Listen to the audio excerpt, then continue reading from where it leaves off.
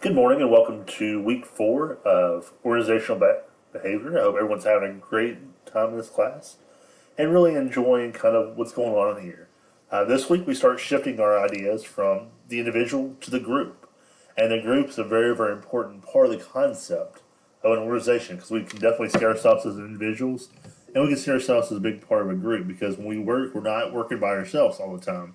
We definitely work in different aspects of things. So we're going to talk about the 5 stages of group development this week. We're going to talk about groups and different types of groups.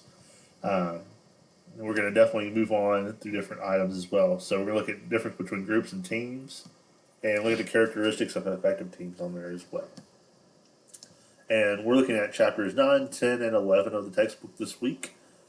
So look forward to that. Let's see exactly what our assignments are this week as well. So let's see.